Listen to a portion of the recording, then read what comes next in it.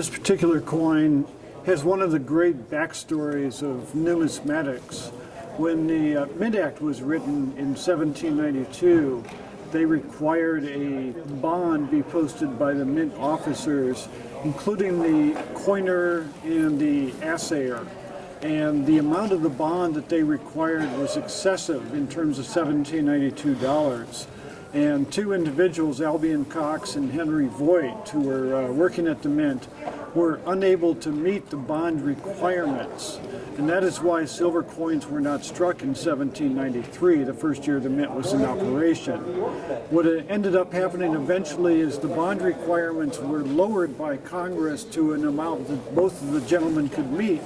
Once they had met those bond requirements, then the Mint could actually start striking silver, which they did in 1794. The example we're looking at now is a 1794 silver dollar graded XF40 by PCGS. This particular piece has a bold strike. It's actually an exceptional strike for the 1794 dollar. They usually have a very weak date, but this particular example has a bold date and all the other details are well executed. It's a remarkable piece. It has light ivory surfaces with some intermingled deep gold toning. Just a lovely example.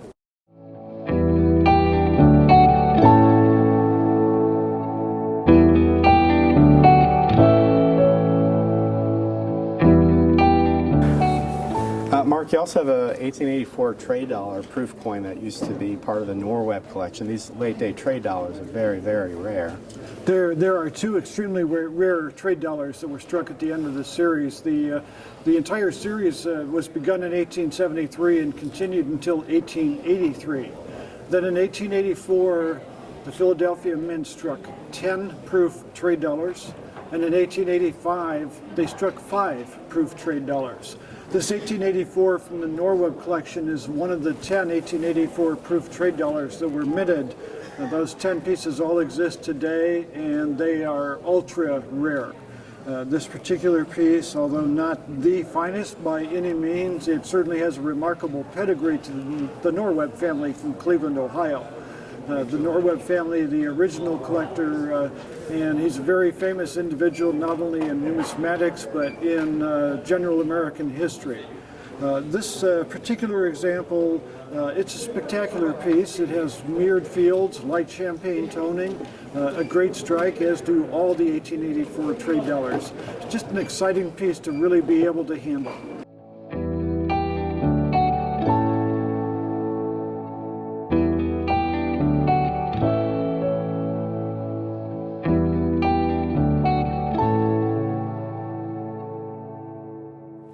We're looking at an Augustus Humbert 1851 $50 gold piece, sometimes known as a slug in the numismatic community.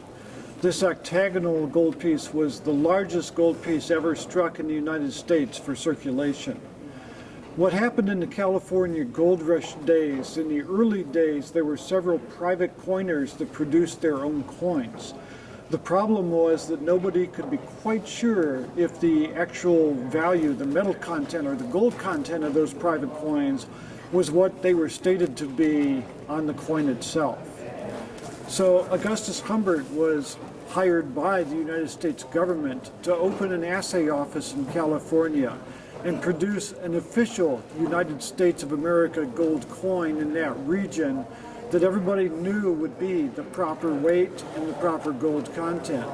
As a result, these $50 gold pieces have been highly popular. They were highly popular at the time in California, and they are equally popular today among the numismatic public. So $50 at that point in time, anywhere else in the country would have probably been a tremendous amount of money, but in California there was rampant inflation due to the abundance of gold. The gold rush created all kinds of problems in California. The inflation rate was incredible. $50 in California in 1851 would certainly not buy nearly what it would anywhere else in the country.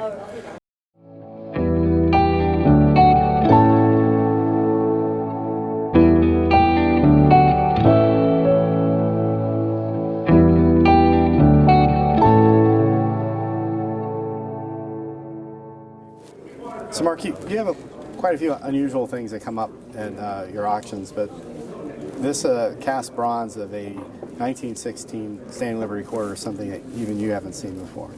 This is not a piece I have seen before. This is a pretty exciting example. It is the obverse of the 1916 Standing Liberty Quarter. However, it's not the exact obverse of the 1916 quarter as Herman McNeal designed it. It's a cast from one of his alternate designs.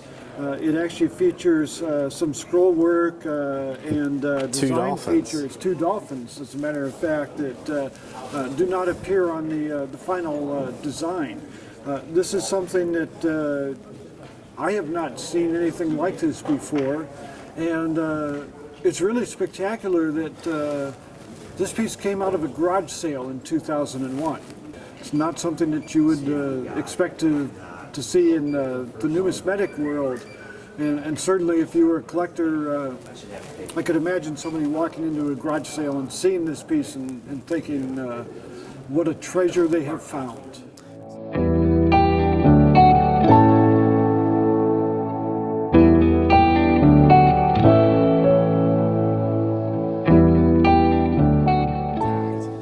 This piece is pretty exciting. In 1942, the U.S. Mint was experimenting with different compositions for the penny.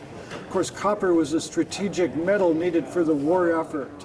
So they had to discontinue making the pennies out of copper, and they experimented with many different materials, including red plastic, fiberboard, rubber, various metallic compositions, and glass. This particular example is one of just 2 known glass cents that survive, and the other one is broken in half, so this is the unique piece that is in fact intact.